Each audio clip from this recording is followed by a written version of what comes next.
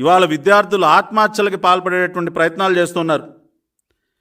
అంతేకాకుండా 2021-22 4వ క్వార్టర్ నగదు ఇప్పటికీ విడుదల చేయకపోవడంతో విజయవాడలోని ఒక కాలేజీ రూ. 60,000 ఫీజు కట్టాలని ఒక విద్యార్థికి తాకీదు ఇచ్చింది.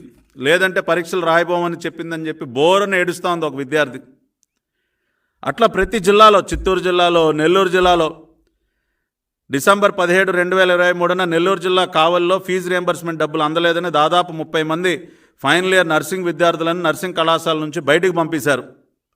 దీనికి కారకుడు నువ్వు కాదా? శ్రీకృష్ణదేవరాయ వర్సిటీలో 24 మంది విద్యార్థులను ఫీజు చెల్లించలేదని 2022 ఆగస్టులో 4వ సెమిస్టర్ పరీక్షలకు అసలు అనుమతించలేదు. ఇట్లా ఎన్ని వార్తలయ్యా? ఎంతమంది ఇబ్బంది పడతా ఉన్నారు నువ్వు నొక్కేటటువంటి ఉత్తుత్తి బటన్ వల్ల.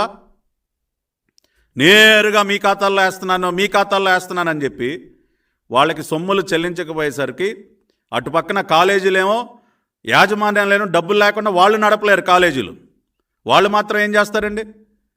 ఇప్పుడు ఫీజులు రాకుండా వాళ్ళు మాత్రం వాళ్ళ జేబుల్లో నుంచి జీతాలు ఇస్తారా? వాళ్ళ జేబుల్లో డబ్బులతో కాలేజీలు నడుపుతారా?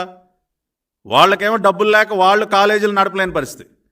ఇప్పటికే దాదాపు 20-25 ఇంజనీరింగ్ కాలేజీలు మూసేశారు గత 4 సంవత్సరాల కాలంలో ఈ రాష్ట్రంలో. అటు కాలేజీ యాజమాన్యాలు ఇబ్బంది పడుతూ ఉన్నాయి, రెండో పక్కన విద్యార్థులు ఇబ్బంది పడుతూ ఉన్నారు. పూర్తిగా విద్యా వ్యవస్థ మొత్తం కూడా నాశనం అయిపోయింది వాళ్ళ ఈ రాష్ట్రంలో. కేవలం జగన్ రెడ్డి యొక్క మోసకారి సంక్షేమం వల్ల, జగన్ రెడ్డి చేసేటటువంటి మోసాలకి ఇవాళ విద్యార్థులే కాకుండా విద్యా వ్యవస్థ మొత్తం కూడా రాష్ట్రంలో భ్రష్టు పట్టినటువంటి పరిస్థితి. కాబట్టి ఇతని మాయమాటల వల్ల విద్యార్థుల భవిష్యత్తు ఏ రకంగా నాశనం అవుతూ ఉందో, బ్రహ్మాండంగా నడిచేటటువంటి ఒక వ్యవస్థ ఏ రకంగా సర్వనాశనం అయిపోయిందో రాష్ట్ర ప్రజలందరూ కూడా అర్థం చేసుకోండి.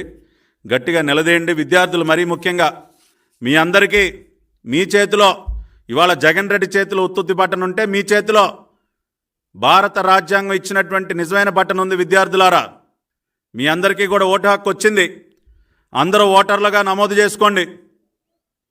ఓటర్లుగా నమోదు కండి. మిమ్మల్ని మోసం చేసినటువంటి ఈ రాష్ట్ర ముఖ్యమంత్రి జగన్ రెడ్డిని బంగాళాఖాతంలో కలిపేయండి. అంటే ఇంత దగా చేస్తాడా? మీ జీవితాలతో ఆటలాడుకుంటా ఉన్నాడు. నిజం అవునో కాదో మీకు తెలుసు.